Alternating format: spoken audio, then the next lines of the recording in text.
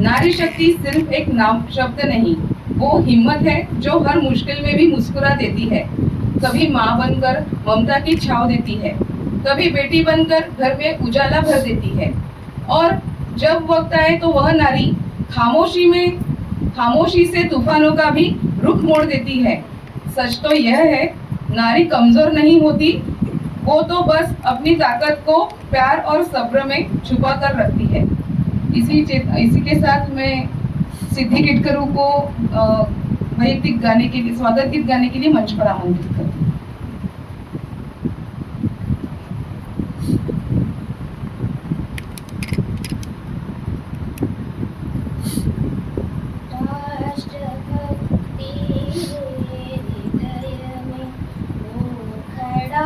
यदि देश सारा संकटों पर मात करय, राष्ट्र विजयी हो हमारा।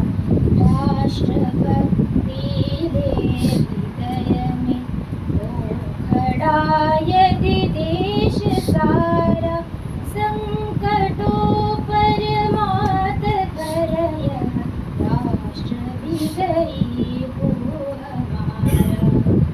क्या कभी किसने सुना है सूर्य छिपता तिमिर भय से? क्या कभी सरिता रुकी है बांध से बन पर्वतों से? जो न रुकते मार्ग चलते, चीर कर सब संकटों को, वर्ण करती कीर्ति उनका, तोड़ कर सब असुर दल को। ध्येय मंदिर के पथिक को, कंटकों का ही सहारा, संकटों पर मात करय, राष्ट्र विजयी हो हमारा। ज्ञान के विज्ञान के भी क्षेत्र में हम बढ़ पड़ेंगे, नील नभ के रूप के नभ अर्थ भी हम कर सकेंगे। भोग के वातावरण में त्याग का संदेश देंगे, त्रास के घन बादलों से सौख्य की वर्षा करेंगे। स्वप्न यह साकार करने संगठित हो देश सारा, संकटों पर मात करय, राष्ट्र विजयी हो हमारा। ग पद परे रे सा,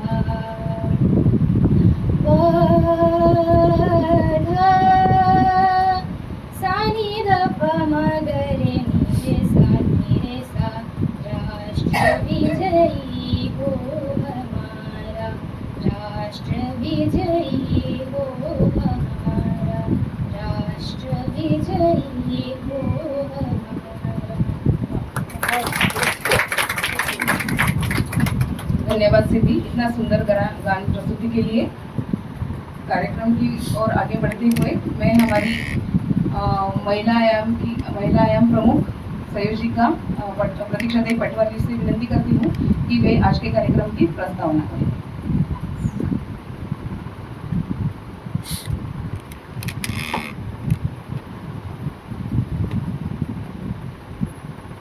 नमस्कार। आज सरस्वती माता का वंदन करते हुए इस कार्यक्रम की शुरुआत करते हैं।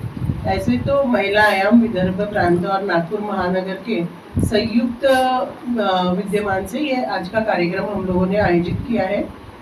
औचित्य था कि महिला दिन 8 मार्च सबको मालूम है जागतिक महिला दिन करके हम लोग सब मनाते हैं।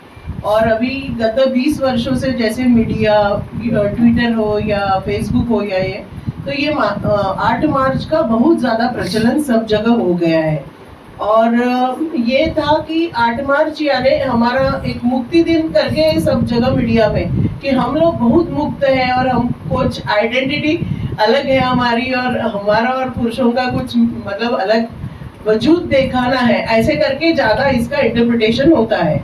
तो हम लोगों ने सोचा कि ऐसे ये बार बार हो रहा है और भारतीय संस्कृति और ये मेल नहीं खा रहा है। तो बहुत सारा मतलब भारतीय विचार मंच का मूल जो है वो वैचारिक है, भारतीय विचारों को प्रस्तुत करना और नए रूप में मतलब आधुनिक रूप तो देना ही पड़ेगा।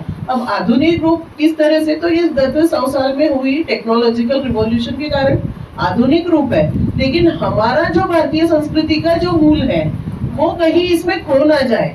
वो कोई मतलब भारतीय संस्कृति पर आघात होता है हमेशा कि सपेरों वाली संस्कृति या ऐसे जो मतलब इंटरप्रिटेशन सब हमारा ऐसा ही करते हैं। तो उस इंटरप्रिटेशन को हम लोगों को आगे नेक्स्ट जनरेशन को भी वही कर रहे हैं। तो ऐसा ना होते हुए जो महिला है वो वाहक है भारतीय संस्कृति की, भारतीय कुटुंब व्यवस्था की नींव है। तो इस नींव की मजबूती विचारों से होनी है, किसी चीज परिधान से नहीं होती है। हर चीज की नींव होती है मन से। हमेशा हम लोग मन की शक्ति के गाना गाते हैं या मोटिवेशन जो होता है वो मन का होता है। तो मन की मतलब हमारे संस्कृति के बारे में जब तक हमारा मानसिक तौर से कठोरता नहीं आएगा तब तक हमारा देश, हमारी संस्कृति मजबूत नहीं होंगी। और जो हम बोल रहे हैं कि महिला सक्षमीकरण, तो महिला पहले से ही हमारी संस्कृति में सक्षमी है। अगर हम पुराण देखेंगे या ये देखेंगे, अब कहने को तो बोलते हैं पुराणों की महिलाएं किसने देखी, लेकिन इतिहास पे तो सब यकीन करते हैं। तो जैसे रानी नागनिका जैसी साम्राज्ञी जो 2000 साल पहले मतलब जागतिक साम्राज्ञी थी, ये नहीं थी कि वो एक एरिया की थी या एक राज्य की थी, पर 2000 साल पहले जिसके नाम के सील थे, जिसके नाम की करेंसी थी, ऐसी रानी आज भी उसकी सील उपलब्ध है। वो कहीं दूर की नहीं है, हमारे महाराष्ट्र के जुन्नर तालुका की है और वहां से वो पूरी दुनिया पे अफ्रीका तक उसका राज्य था। तो कोई छोटी मोटी बात नहीं थी ना, तब भी दरण वरण के साधन थे और वो खुद लड़ने जाती थी, घर में बैठ के वो नहीं करती थी। तो ये जो है मतलब इसके बारे में हम जानते ही नहीं है। जब इतने दूर जाते थे, युद्ध लड़ती थी, तो वो कितनी मजबूत थी। ऐसी कितनी ही रानियां हैं, दुर्गावती है, रानी अबक्का है, जो अंग्रेजों के खिलाफ और अपने पति के खिलाफ जाके उसने पुर्तगीजों के साथ लड़ाई की। तो वो भी साड़ी और नवार पहन के ही किया है, ऐसे कोई उसको पैंट शर्ट पहनने की जरूरत नहीं पड़ी। मतलब हम विरोधी है ऐसा नहीं बोल रहे हैं, लेकिन अगर हमारी संस्कृति का जो मूलाधार है वो हमारे परिवार है, हमारा कुटुंब है, और कुटुंब ने अगर महिलाओं का सक्षमीकरण किया है, उसने उसको आधार दिया है, तो आज महिला हर जगत में आपको हर कोई लड़के निकला है क्या? बहुत सारी मैक्सिमम महिलाएं जो है वो वर्किंग है, कोई रिटायर्ड हो चुका है, कोई काम कर रहे हैं या कोई यंग लड़कियां हैं। उनको लड़ना पड़ा, कितना लड़ना पड़ा, किसी न को नहीं है। लड़के की एडमिशन हुई, लड़के की भी हुई है, लड़के को भी पढ़ने को भेज रहे हैं, लड़की को भी भेज रहे हैं, उसमें कोई ये नहीं होता है, बायस नहीं होते हैं। तो इसी आधार पर लेके जैसे पर्यावरण के लिए भी महिलाएं जिम्मेदार है। अपने घर का जो पर्यावरण है अभी बहुत ज्यादा प्रदूषित हो रहा है, तब महिलाएं अपने संस्कृति का वहन तब भी करती थी। अगर अहिल्या देवी की बात करें तो वो सबको झाड़ लगाने के लिए मोटिवेट करती थी, आज तो 300 साल पहले, जिन्होंने 7/12 का उतारा आज जो खेती के लिए पूरे भारत में लागू होता है, उसकी नींव अगर एडमिनिस्ट्रेटिव पॉलिसी को देखे तो उन्होंने रखी है। किसी ने समाज ने उसको ये नहीं बोला कि ये महिला ने किया है तो मैं नहीं मानूंगा, किसी पुरुष ने विरोध नहीं किया है।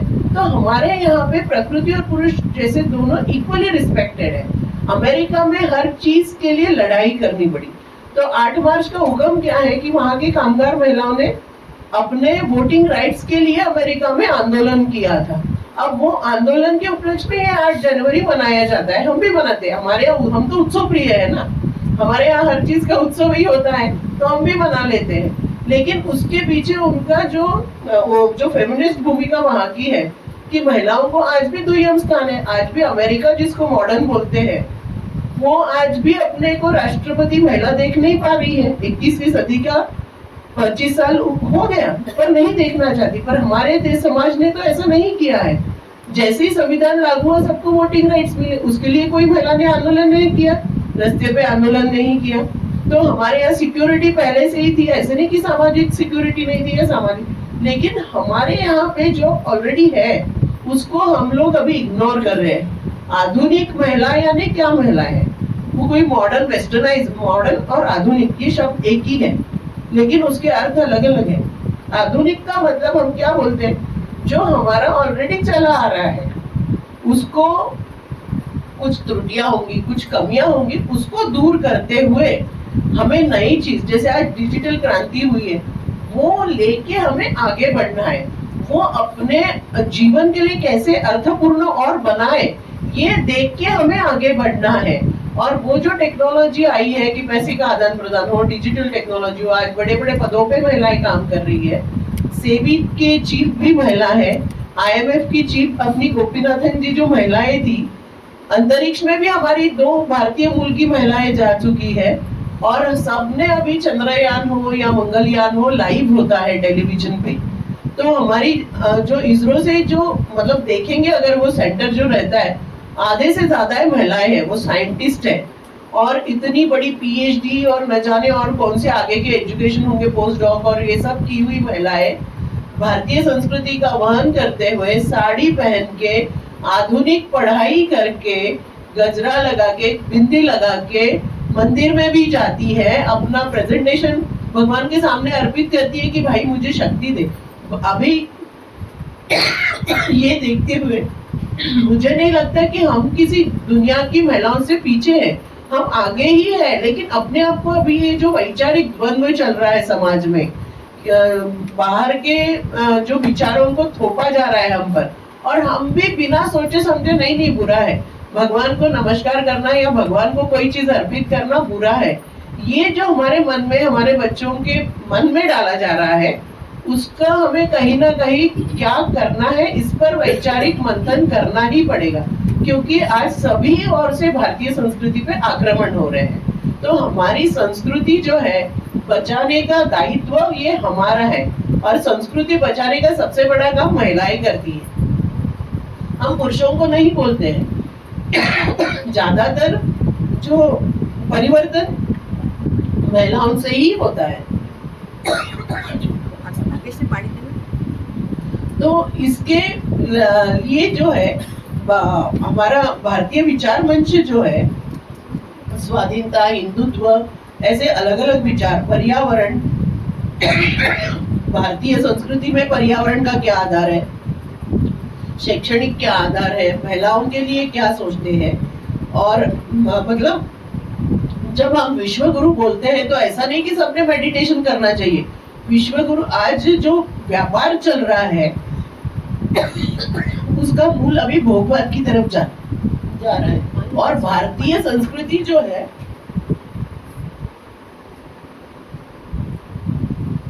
उसका आधार है सबको देना, हमारे को देना आना चाहिए। इसलिए हम विश्व गुरु हम बनने का कोशिश क्यों कर रहे हैं कि भारतीय संस्कृति पे आधारित अर्थव्यवस्था हो, दुनिया की व्यवस्था हो। तो इसलिए हमारा ये है कि हमारे महिलाओं के माध्यम से ये सब में आज NGO को बुलाने का क्या भूमिका थी। तो NGO कोई ना कोई विषय लेके समाज में जाता है। जैसे हमारे गढ़चिरौली जी की मैडम आई हुई है, वो बहन, उनका गोटुल है। आदिवासी संस्कृति में गोटुल का बड़ा महत्व होता है, तो वो बताएंगे। वैसे तो ऐसे कोई ना कोई सेक्टर में काम करते हैं, कोई अपने संस्कार जो चलाना है उसके लिए काम कर रहे हैं, कोई एजुकेशन, गरीब बच्चियों का एजुकेशन करने के लिए काम कर रहे हैं, कोई पर्यावरण के लिए काम कर रहे हैं। हर कोई सेक्टर में महिलाएं काम कर रही है। तो वो एक दूसरे को जान के, और उसमें और हमारी ओर से भी, भारतीय विचार मंच के ओर से भी क्या सहायता हो सकती है, इसका विचारों का आदान प्रदान हो, एक दूसरे के लिए जानकारी हो। इसके लिए ये आज NGO संवाद जो महिला नेतृत्व की भूमिका है उसमें, और NGO संवाद, ये दोनों, और दूसरा जो अपना 2047 जो भारत की स्वतंत्रता है, विदेशी आक्रामकों से मिली हुई जो स्वतंत्रता है, उसके 100 साल मनाने वाले हैं हम लोग। तो 100 साल में भारत पूरी तरह से आत्मनिर्भर हो जाए हम भी विकसित हो जाए। आज भी हमको 100 करोड़ के देश को विकसनशील ही होना पड़ता है। जो अंग्रेजों ने 45 ट्रिलियन डॉलर लूट के गए, वो गरीब नहीं हो सकते। तो वो हमारा पूर्णता तभी आएंगी जब हम विकसित होंगे, क्योंकि आधुनिक है अब वो। तो इस देश में पूरी तरह से 50% महिलाएं हैं जो भारत की नागरिक है, 50% पुरुष है तो 50% महिलाएं, तो उनका भी दायित्व है। वो हर किसी ना किसी रूप में वो कर ही रही है। और महिला नेतृत्व का जो स्वीकारना है, समाज ने अच्छे से स्वीकारा है, उसको कोई ये नहीं कर सकता। 16 साल तक हमारी भी प्रधानमंत्री थी, तो उसमें हम हर क्षेत्र में महिलाओं की भूमिका कैसे ज्यादा से ज्यादा और बढ़े और अहम नेतृत्व वो समाज में करे, इसका जो है वैचारिक एक आदान प्रदान और चर्चा, ये तीनों विषय लेके हो, इसलिए आज का एक दिवसीय संगोष्ठी का आयोजन हम लोगों ने भारतीय विचार मंच महिला आयाम के द्वारा आयोजित किया गया है। तो ये मेरी थोड़ी भूमिका मैंने रखी, और आगे आने वाले हमारे जो बड़े बड़े हैं वैचारिक नेता, वो हमें अब सबको अवगत कराएंगे। आप पूरे दिन भर इसका आनंद लीजिएगा, और ये जो है एक निरंतर प्रयास है, तो ये चलता ही रहेगा। धन्यवाद।